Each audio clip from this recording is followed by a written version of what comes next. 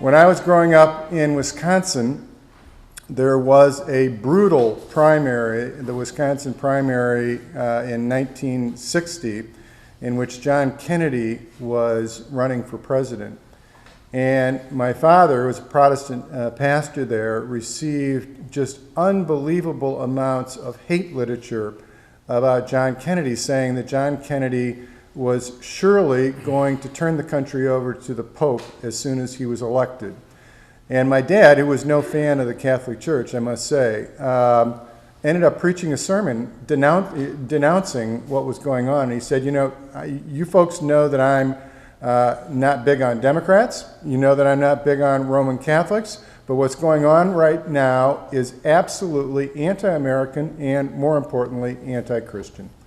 And we cannot allow people to tell us that we should vote against somebody because they're Roman Catholic and because we fear that they will turn over the United States to the Pope in Rome. When socialist Jews were driven out of Europe, they arrived in the United States and they were uniformly treated as a threat, as subversives to this nation. Been some good books, good movies written about that.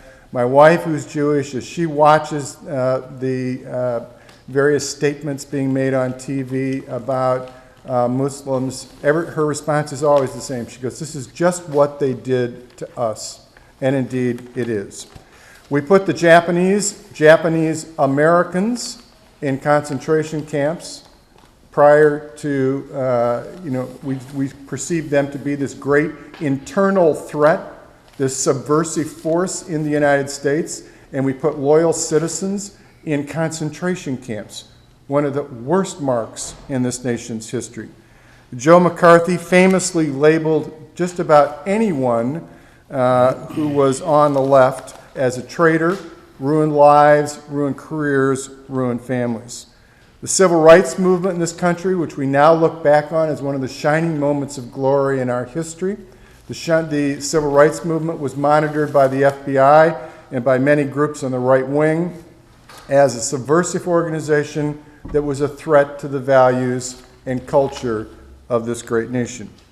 So it seems to me that it is naive to think that what I call fear-mongering regarding the Muslim population, growing Muslim population in this country, that this is something that is isolated. It's not.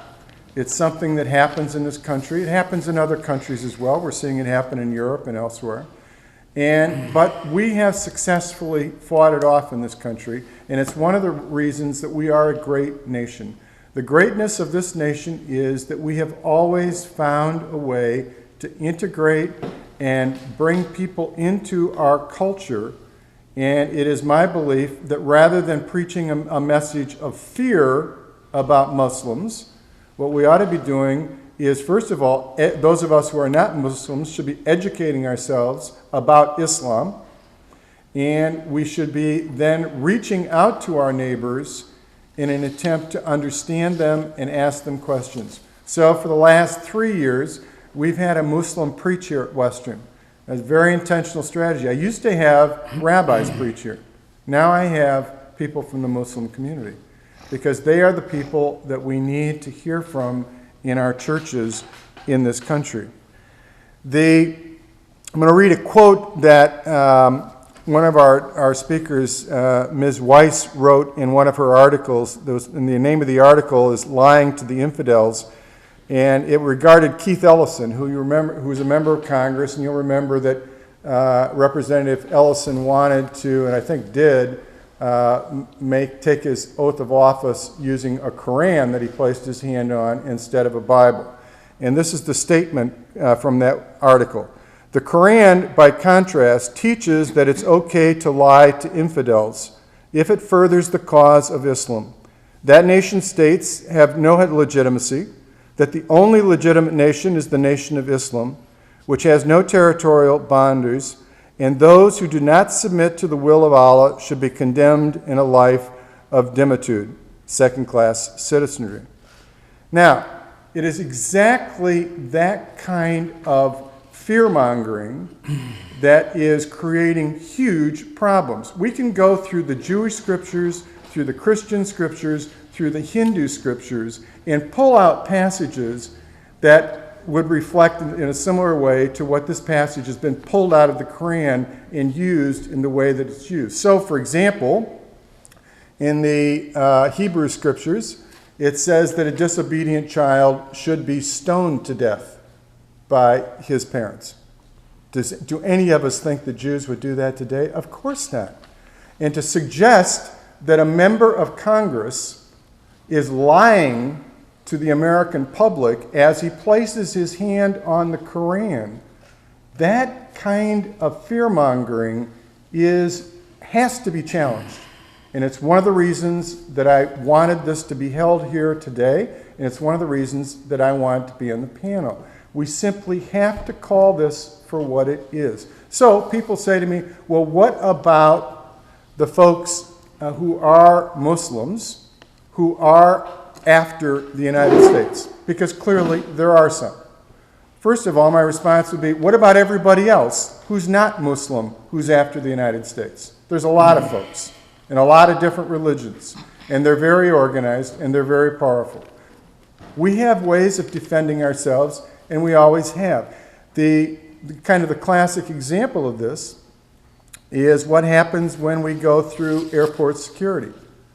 Now, the government has figured out a way, the TSA has figured out a way to screen people without doing some outrageous profiling. There's some profiling that goes on, there's no question about that.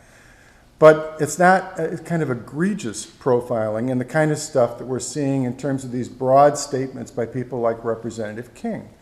And there are ways to deal with people who are out to harm us without lumping everybody who's like them.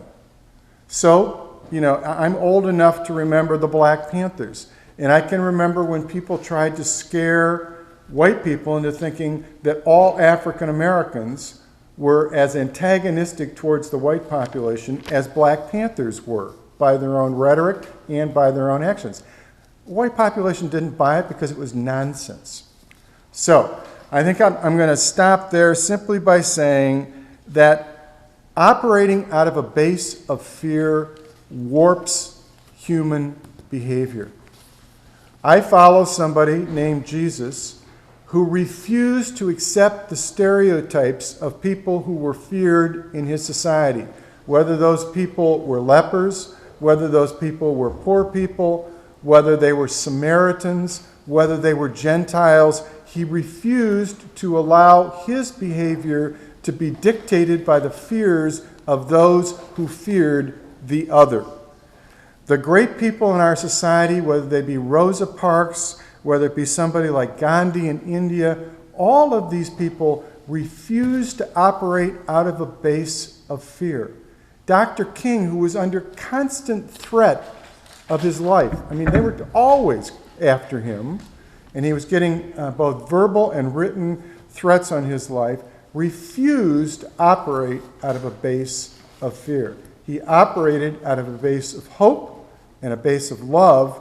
And the reason this nation has been successful to this date in bringing all of these wonderful different cultures and different religions together in the same place to work together and live together, the reason we've been able to do that is because we have not operated as a fearful people. Do not let anyone turn us into a fearful people.